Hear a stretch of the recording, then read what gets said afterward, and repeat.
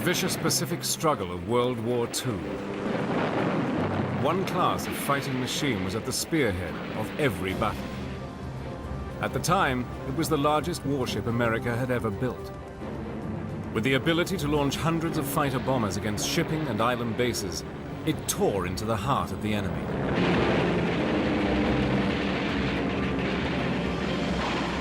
In the bitter and often suicidal battle for the Pacific, it wrought terrifying destruction on the Japanese and brought about ultimate victory. The U.S. aircraft carrier. It's the largest ship I'd ever seen in my life, and it sort of frightened me. It was so big. It'll beat the hell out of you. But if you hit it, you can hurt it bad.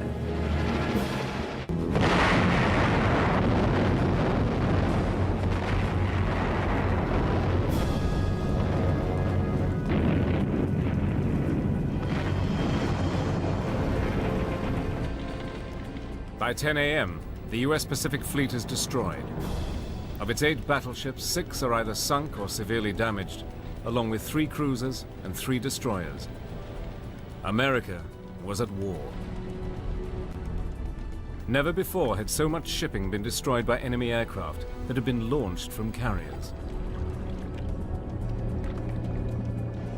These mighty ships had come of age as fearsome machines of war. Yet only 30 years earlier, they had been looked on as nothing more than an interesting experiment. On November the 14th, 1910, a 24-year-old American pilot called Eugene Ely became the first to successfully take off from a ship when he took his Curtiss biplane from the deck of a cruiser. Carrier aviation had been born. Though the experiment had opened a few Navy eyes, it did not loosen its purse strings. A ship built specifically to launch planes was considered ridiculous. Instead, the US developed a floating platform for seaplanes. America was fast losing out to other nations in the development of naval aviation. Britain was quick to recognize the potential of planes equipped with ordnance operating from ships. The new Essex-class carrier was chosen to be the foundation of America's rebuilding program. Intended to carry more aircraft, the Essex class was over 800 feet long and at 27,000 tons was more than a third heavier than any of its predecessors. And armor protection was greatly improved.